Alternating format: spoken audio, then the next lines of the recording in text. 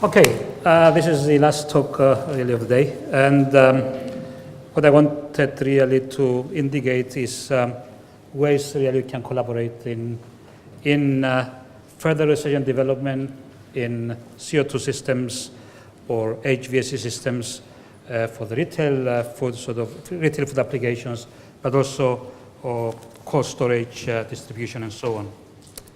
I need to learn how to use this.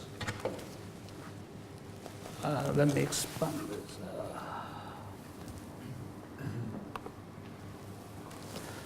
Okay, first of all, an indication really of how individual organizations can work with the center. I mean, the center has funding provided by the research councils, and therefore we run projects, for example, on the modeling side, modeling energy flows across the food chain. Areas that are more fundamental sort of research where there may not be interest from industry to invest in that. But we are also very interested to run specific projects that are of interest to industry specific sort of companies. So what we intend to do there is formulating consortia, say 1 or 2 companies, the university, all parties provide a little bit of funding, or we go together and apply to government organizations or EU. For example, in the UK, you have the Technology Strategy Board or EPSRC to fund most of the work. And where there is IP generated, then we sort of develop agreements at the outset how the IP will be shared or whether it will be owned entirely by the industrial organizations, whether the university will have a stake in that, and so on. And as I just mentioned, really, where we can get quite a bit of funding is from Technology Strategy Board, DEFRA. We got quite a lot of funding from DEFRA to develop our expertise and also the existing facilities, European Union, and of course the Research Councils UK. And you already have examples of successes in that area. Some of the facilities we have environmental chambers, existing ones, two chambers. One we use it specifically for CO2 systems, and the other one for everything else, hydrocarbons, 404 systems, etc. With the new facilities we'll be developing, we're going to have 3 brand new chambers, bigger chambers, and also be retaining the CO2 chamber we have present. CO2 test rigs, we have a transcritical booster system, and that in effect was first designed by Ken a few years ago, and we sort of implemented that design in our laboratories.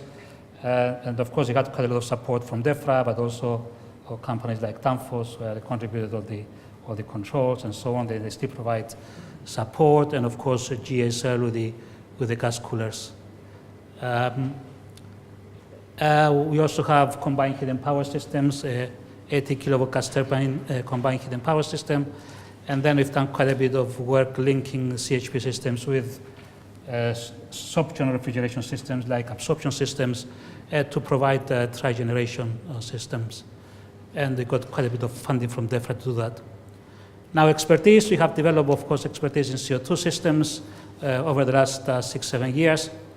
So we have expertise in experimentation, all aspects of refrigeration systems, heat and mass transfer, and we have other people in the department that have expertise in heat and mass transfer, Professor Karayanis' group, that they do work on micro heat exchangers, have also expertise in heat exchangers, and modeling, quite a lot of expertise in modeling systems, whole systems, modeling components and controls, and analysis and optimization of systems and components. And here we have developed and are developing in-house models, and my colleague Yun Tingo has quite a lot of skills in that area.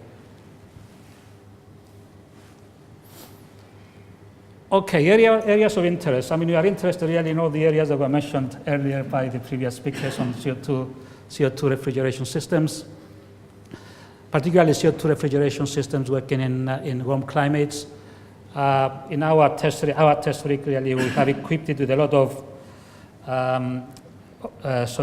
possibilities to install ejector systems. We haven't really done any experimentation on that, but the space is available to include ejector systems. We have parallel compression. Of course, we are also interested in other natural refrigerants. We've done some work on hydrocarbons. Now, the test rigs we have on CO2, apart from the booster system that, as I said, originally was designed by Ken, we also have a pump system and a gravity circulation system that was sort of indicated earlier by Frigiato. Thermal energy recovery, CO2 systems and industrial processes. Quite a lot of interest in that area. We've done quite a lot of modeling on that. In effect, we have developed models that are more complicated than the ones that Frigiato has, because we are interested really in sort of more detailed sort of analysis of specific components and systems, but in effect doing similar things, analyzing the energy efficiency of different design configurations. And also are interested in heat recovery in industrial processes, in effect from food manufacturing sort of processes, such as boilers, ovens, fryers, and so on.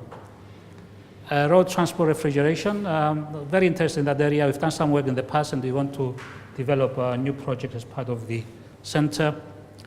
Energy reduction in retail and catering facilities, in other words, supermarkets, looking supermarkets as a whole system and integrating systems, as we heard from Ken earlier.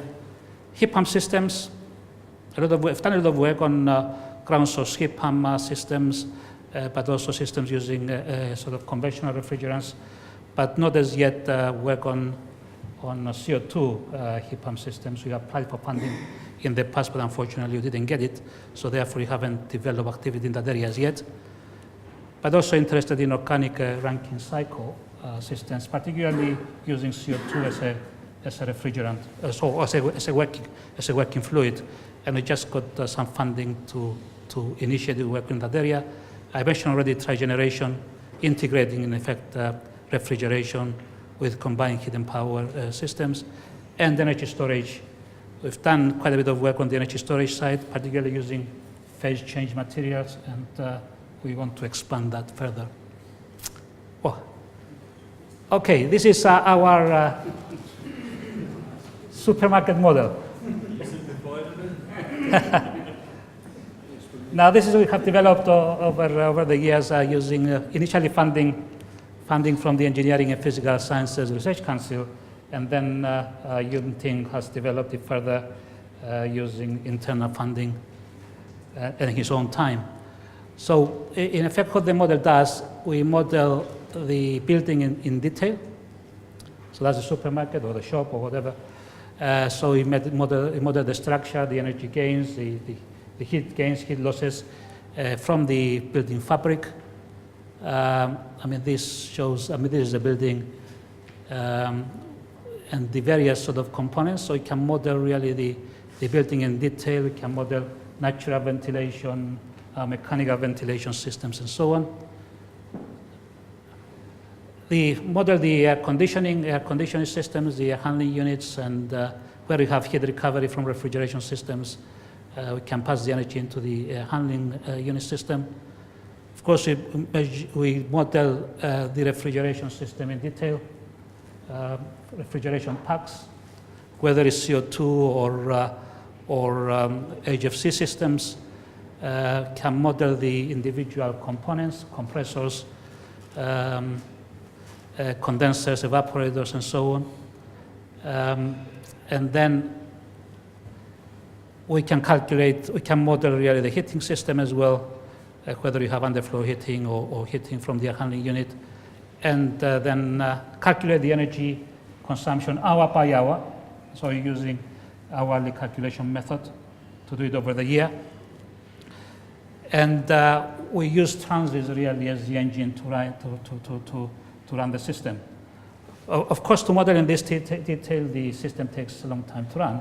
So therefore, really, we have to make a decision whether we want to look at the controls in detail Therefore, we model the controls in more detail than the other components, or whether you want to look at the refrigeration packs in detail and so on. So we can adapt really the model to give us more detail where we are interested in.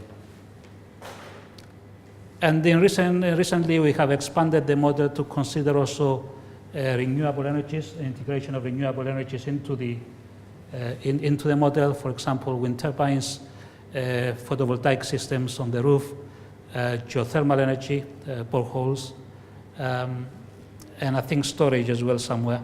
So we have storage somewhere as well. And we integrate really all the components and run the system over a year to give us energy consumption every hour or every minute if we want to run it over a very short period of time. So this is a new project on the CO2 organic Rankine cycles. We got funding, we applied together with Searle, and we got funding from TSB to fund the industrial part, and the EPSRC to fund the academic sort of input. This shows you the schematic of the test facility. We haven't built it yet, but we are designing at this point in time. Output power would be 5 kilowatt design, output power. The purpose really of the facility is to, first of all, enable us to get experience from running the system and provide data for developing models and validation models and of course, optimization later on. The grant that we got is for using CO2 as the working fluid, because we also want to try the system really in recovering energy from waste heat streams from industrial processes, but also design it in such a way so that we can test other working fluids without having to redesign the facility from scratch. So with this project with the RC, we are at the stage of designing the system and procuring some of the components. Of course, heat exchangers will have Searle that will provide that part of the project.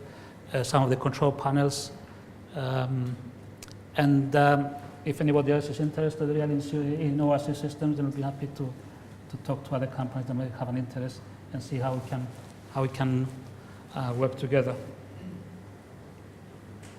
Okay, so I'll leave it at that.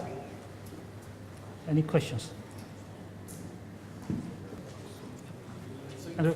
What's so exciting about using organic Rankine opposed to the more conventional means you've used so far? Or in terms of recovering into in heat. I suppose it's where if you have an industrial process where you have plenty of heat anyway. So really the only way you can use the waste heat is to turn it into electrical power. I mean, the other advantage is the high pressures that you get in the system, so that therefore you can get, compared to other working fluids, is to get higher power and higher efficiency from the Rankine cycle. Because the efficiency of the Rankine, so therefore using the CO2 properties where you have higher pressures, then the efficiency theoretically will be higher. Of course, we want to build the system, test it, and then evaluate the performance. But there is quite a lot of interest in organic Rankine cycles at the moment. For example, recovering energy from truck engines, even in transport refrigeration, or also in lorries really. So there's quite a lot of development work there. Systems are coming into the market, small systems, but still a lot of interest in terms of being able to design, model the systems, and have facilities to test and evaluate their performance. So it's quite a lot. I mean, it's of considerable interest to us. And we believe that at the end of the day, probably will be a commercial sort of product that will come out of that.